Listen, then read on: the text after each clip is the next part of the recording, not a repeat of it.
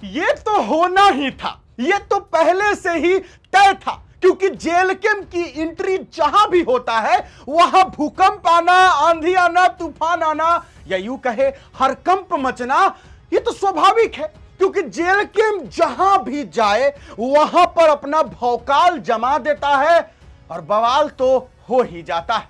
घाटशिला उपचुनाव में जेलकेम की एंट्री से ही बवाल शुरू हो चुका है। घाटशिला उपचुनाव में जेलकेम ने अपना प्रत्याशी उतार दिया है और प्रत्याशी रामदास मुर्मू जी को नंबर भी मिल गया है और वो क्रम संख्या है 5। यानी कि जो लोग भी घाटशिला से ये वीडियो देख रहे हैं, आप लोगों को ध्यान रखना है, हमारे जेलकेम के प्रत्याशी रामदास मुर्मू को अगर आप वोट करना चाहते हैं तो उनका क्रम संख्या 5 है और उनका चुनाव चिन्ह कैंची है। कैंची पर कहा जाता है कि केला सरेगा, तीर धनुष टूटेगा, भाजपा का कमल भी मुरझाएगा, क्योंकि जब जेलकेम का कैंची चलेगा तो सब कुछ राफ साफ हो जाएगा।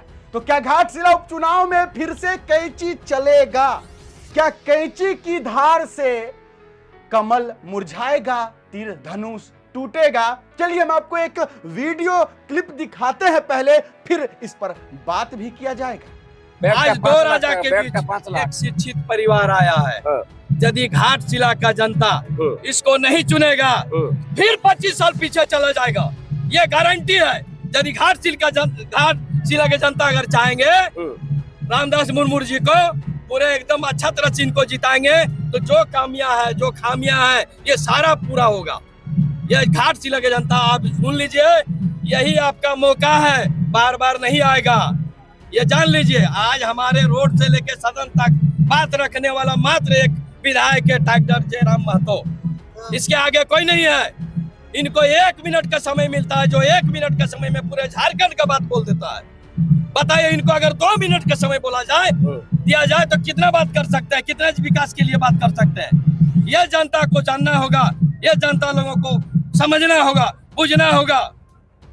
यह हम जनता से हम अपील करते हैं, यहाँ का घाटशिला वासियों से, कि तहे दिल से रामदास मुर्मू जी को कंधा से कंधा मिलाकर अगर अपना विकास चाहिए, अपना शिक्षित चाहिए, हर प्रकार का आपका यहाँ ठेकेदारी गुंडागिरी से अगर बचना चाहते हैं तो केवल रामदास मुर्मू को जिताइए, इसके आगे किसी को नहीं। ठीक, चलिए आगे बढ़ते हैं सवाल में।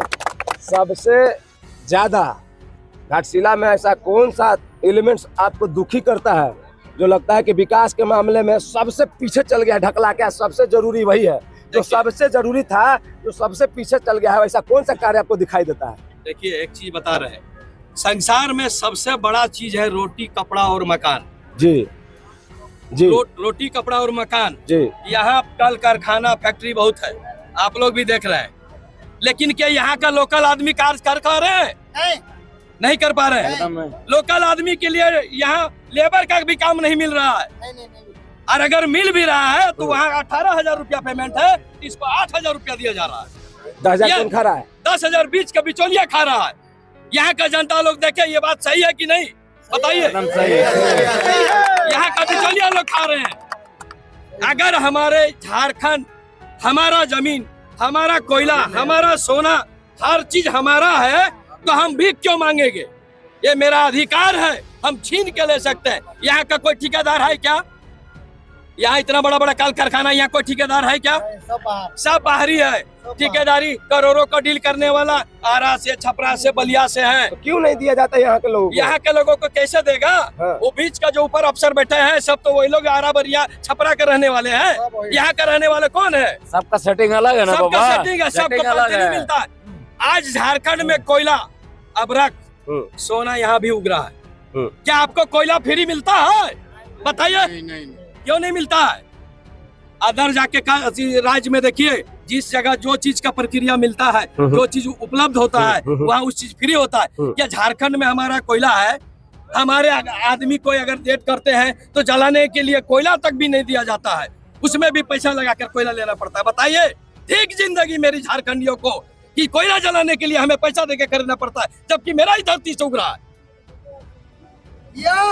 बताइए। ये जानते हैं, ये क्रोध नहीं है, ये सब के जितने भी लोग आप लोग बोल हम रहे हैं, सब एक में चीज दुख है। कहना चाहते हैं, दुख है, दुख पत्रकार दिखाई बंधु, देता हम है। एक चीज बोलना चाहते हैं। हाँ, अगर झारखंड को उजाला में रखना चाहते हैं, जी। यहाँ का बासिंदा लोग भविष्य बनाना चाहते हैं, तो मुर्मू जी को वोट दीजिए, रामदास मुर्मू जी को। यही एक शिक्षित व्यक्ति है जो आगे बढ़ा पाएगा, और नहीं तो सब जो लोग अभी दो लोग और खड़े हैं ना, एक बाएं तरफ एक दाहिने तरफ, ये दोनों आदमी केवल अपना गद्दी बचाने के लिए आए हैं और अपना परिवार को, बाल बच्चा को देखने के लिए, आपके लिए कोई नहीं आए हैं।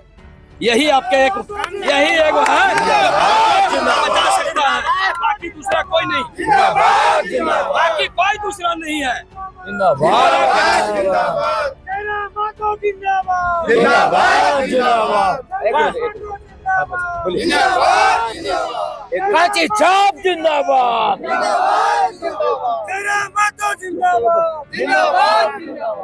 अब बताइए, यहाँ पे पिछला 5 साल में तो नहीं बोलेंगे क्योंकि उनका कार्यकाल से भैया, पहले दुखद है, निधन हो सुनिए, गया। वो 2 साल कैसा था? सुनिए ना, एक चीज आपको बता रहे हैं। अच्छा, आज भी कोई प्रवासी मजदूर दुबई में मरता है तो कौन आपका यहाँ मंत्री है, सांसद है, विधायक है? कोई ऐसा है जो आपको इंटरेस्ट लेके आपका आदमी वापस लाता है? बताइए। नहीं, बिल्कुल नहीं। रोड पे कोई व्यक्ति मरता है, कोई ऐसा है रोड पे बैठ के मुआवजा दिलाने वाला? कोई सांसद है, कोई विधायक है? नहीं। क्यों नहीं है? हम जिताएंगे आपको, और आप हमारे लिए कुछ नहीं, केवल वोट लेने के लिए मेरे साथ आइएगा। क्योंकि घाटशिला में विकास हो ही नहीं हुआ। और आपका हमने वीडियो देखा, आपने पूरा विधानसभा घूमे हैं। क्या परिवारवाद झारखंड में हावी है? क्या मुख्यमंत्री का बेटा ही विधायक बनेगा? यही झारखंड है क्या? इसीलिए हम लोग झारखंड अलग लिए हैं कि मुख्यमंत्री का बेटा विधायक बनेगा और बाकी हम लोग झालमुड़ी बेचेंगे क्या? एक मंत्री का बेटा एक विधायक बनने के लिए तैयार है, एक मुख्यमंत्री का बेटा विधायक बनने के लिए तैयार है। मंत्री का बेटा चुनाव लड़ रहा है, एक तरफ मुख्यमंत्री का बेटा चुनाव लड़ रहा है। क्या इसी दिन के लिए हम लोग झारखंड अलग लिए थे क्या? अगर आपने विकास किए हैं तो आप बताइए ना जी कि अपना परिवारवाद को बढ़ाने के लिए आप चुनाव लड़ रहे हैं। बेटा बनेगा विधायक, उसके बाद और बेटा बनेगा विधायक, इसीलिए क्या इसीलिए झारखंड बना है? आज विकास नहीं हुआ तो विकास नहीं हुआ, इसके चलते आज का भीड़ जो दिख रहा है, ये भीड़ बता रहा है कि घाटशिला विधानसभा में बदलाव मांग रहा है और बदलाव होना चाहिए। क्योंकि घाटशिला विधानसभा अत्यंत पिछड़ा, क्योंकि हमारे ही विधायक टाइगर जयराम महतो ने घाटशिला मुद्दा को, जो यूरेनियम का रेडिएशन का मुद्दा हमारे विधायक ने विधानसभा में उठाया था। क्या यहाँ से विधायक बन के 2 बार 3 बार गए, मंत्री रहे, क्यों नहीं मुद्दे को टच किए जो रेडिएशन से यहाँ के लोग प्रभावित हो रहे थे? आज केवल और केवल अपने परिवारवाद को बढ़ाने के लिए सब अपने लगे हुए हैं। केवल और केवल टाइगर जयराम महतो एकमात्र सच्चे जेल के में, जो एक किसान का बेटा को घाटशिला में हम लोग एक किसान का बेटा को आगे बढ़ाने के लिए हम लोग आज जो भीड़ आया है, ये भीड़ उमड़ बता रहे हैं कि घाटशिला में बदलाव होने का संकेत दे रहे हैं। 15 को मुख्यमंत्री आएंगे प्रचार करने। 15 क्या, एक तरफ भारत सरकार का मंत्री, एक तरफ झारखंड सरकार का मंत्री, और एक तरफ हमारा जेल कैंप का योद्धा लड़ने के लिए तैयार है। हम लोग गांव-गांव में जाके प्रचार प्रसार का कमाल संभालेंगे। हमारे कोई जरूरत नहीं है स्टार प्रचारक, हमारे जो बच्चा जो क्रांतिकारी भाई हो, वही हमारा स्टार प्रचारक के रूप में काम करेंगे।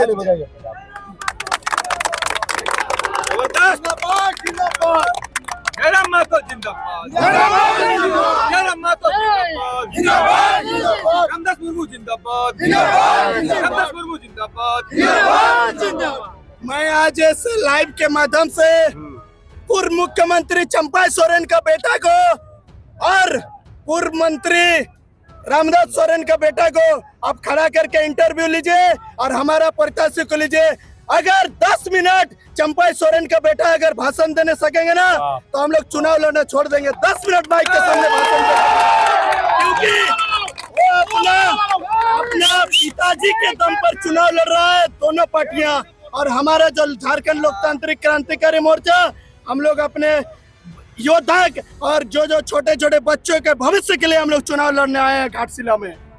गर्दा उड़ा दिए भाई, कैसे 10 मिनट नहीं टिक पाएंगे वो? एकदम हम तो ओपन चैलेंज देते हैं, ओपन चैलेंज देते हैं कि आइए डिबेट कीजिए। कोई भी पढ़िए ना जी, हम सुनते हैं कि उनका बेटा को इतना ही बोला गया है कि मीडिया में कुछ बोलना नहीं है, सिर्फ 2 शब्द बोलना है, इतना तक हमको जानकारी है। क्योंकि उनका बेटा जो है ना बयान देते हैं ना, अपना बयान स्पष्ट रूप से नहीं रख सकते हैं मीडिया में, इसीलिए उनका पिताजी उनको ऐसा सलाह दिए कि माइक में जाके मीडिया के सामने सिर्फ 2 शब्द बोलना है। 2 शब्द क्या बोल रहा है? वही तो समझ में नहीं, इसीलिए तो हम ओपन चैलेंज देते हैं कि 10 मिनट आइए और डिबेट कीजिए। तो चलिए, सबसे बड़ा चैलेंज जो है विपक्षी दल को दिया गया है कि क्या विपक्षी दल के नेता, चाहे वो बीजेपी के उम्मीदवार आदरणीय हमारे बाबूलाल सोरेन जी हो या हमारे जेएमएम के प्रत्याशी सोमेश सोरेन जी हो, क्या ये दोनों प्रत्याशी हमारे जेएलकेएम के प्रत्याशी रामदास मुर्मू के सामने बैठकर टेबल टॉक कर सकेंगे? क्या वो बात विवाद कर सकेंगे? बड़ा चैलेंज है, देखते हैं एक्सेप्ट करते हैं कि नहीं। क्योंकि चूंकि बीजेपी के प्रत्याशी बाबूलाल सोरेन जी का एक वीडियो क्लिप के जरिए हमने एक वीडियो में यह तो दिखा दिया था कि बाबूलाल सोरेन जी मीडिया के सामने अच्छे से बात नहीं रख पाते हैं, और सोमेश सोरेन जी की बात रहे तो उनके पिताजी विधायक थे, अब उस वजह से उनको विधायक बना दिया जाए तो यह कहीं से उचित नहीं है। और वैसे भी जेएलकेएम प्रत्याशी रामदास मुर्मू जी का भी कहना है कि मैं अंग्रेजी में लेटर लिख सकता हूं, अंग्रेजी छोड़िए, कम से कम जो विपक्षी दल के प्रत्याशी हैं, मेरे कॉम्पिटिटर्स हैं, वो लोग हिंदी में ही एक लेटर अच्छे से लिख के दिखा दे तो हम मान लेंगे कि हाँ, ये हम लोगों के घाटशिला विधानसभा क्षेत्र के विधायक बनने योग्य है। बात तो सही है। घाटशिला उपचुनाव बहुत ही मजेदार है, क्योंकि इस बार मजेदार इसलिए है क्योंकि बाबूलाल सोरेन जी जिस समय स्वर्गीय रामदास सोरेन जी जीवित थे, और स्वर्गीय रामदास सोरेन जी जिस समय झारखंड विधानसभा चुनाव था उस समय जेएमएम के प्रत्याशी थे स्वर्गीय रामदास सोरेन जी, उस समय जीवित थे रामदास सोरेन जी। बाबूलाल सोरेन जी बीजेपी के कैंडिडेट थे, और हमारे जेएलकेएम से प्रत्याशी हमारे रामदास मुर्मू जी भी थे। उस समय कुछ इस तरीके के आंकड़े थे, रामदास सोरेन जी को लगभग 98,000 वोट मिला था, और बाबूलाल सोरेन जी जो कि बीजेपी के प्रत्याशी थे उस समय उनको लगभग 75,910 यानी कि लगभग 75,000 जो है वोट उनको प्राप्त हुआ था। और जेएलकेएम के प्रत्याशी जो हमारे रामदास मुर्मू जी थे, इनको लगभग जो है 8,000 वोट मिला था, काफी कम वोट मिला था। ज्यादातर जो वोट है समझिए कि जेएमएम के प्रत्याशी जेएमएम के प्रत्याशी रामदास सोरेन जी को मिला था, फिर बीजेपी के प्रत्याशी बाबूलाल सोरेन जी को मिला था, और सबसे 3rd नंबर में जो थे वो 8,000 वोट जेएलकेएम पार्टी के प्रत्याशी रामदास मुर्मू को मिला था। लेकिन ये उस समय के आंकड़े, अब उस समय के आंकड़े हैं क्योंकि उस समय रामदास सोरेन जी एक बड़ी हस्ती थी, तो इसलिए उनको वोट मिला, जेएमएम के प्रत्याशी थे। उसके बाद बाबूलाल सोरेन जी चूंकि चंपई सोरेन के बेटे हैं तो इस वजह से उनको भी एक अच्छा खासा वोट मिला। लेकिन ये चुनाव कुछ अलग है, ये घाटशिला उपचुनाव इसलिए अलग है क्योंकि इस बार टाइगर जयराम महतो को लोगों ने देखा। चुनाव जीतने के बाद जब टाइगर जयराम महतो विधायक बने, जब जेएलकेएम पार्टी से विधायक बने, तो लोगों ने देखा कि किस तरीके से टाइगर जयराम महतो विधानसभा में आवाज उठा रहे हैं, किस तरीके से टाइगर जयराम महतो जनता दरबार लगा रहे हैं, किस तरीके से टाइगर जयराम महतो अपने वेतन का 75% जो है दान कर रहे हैं, सहयोग के रूप में दे रहे हैं। तो लोगों ने देखा, लोगों ने यह देखा कि किस तरीके से जेएलकेएम काम कर रही है।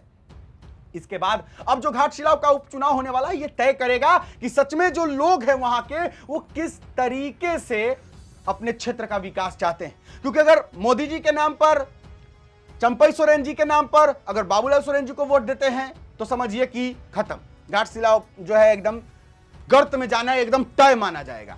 और अगर सोमेश सोरेन जी को वोट देते हैं तो फिर से वही परिवारवाद वाला सिस्टम आ गया, पिता विधायक तो सुपुत्र विधायक, तो फिर उससे जो है वो भी कुछ कर नहीं पाएंगे, क्योंकि उनको तो पता है कि भैया हमको तो विरासत में मिल गया विधायकी, तो वो भी कुछ नहीं करेंगे। लेकिन अगर जेएलकेएम के प्रत्याशी रामदास मुर्मू को अगर टिकट मिल जाए, चुनाव जीत जाए, अगर वो विधायक बन जाए तो वो सच में कुछ करेंगे, क्योंकि वो शिक्षक है, गरीब घर से आते हैं, तो उनको गरीबी का दर्द पता है। और जेएलकेएम पार्टी से है, टाइगर जयराम महतो को मजबूती मिलेगी, 2 विधायक बनेंगे, तो बहुत सारी बातें हैं।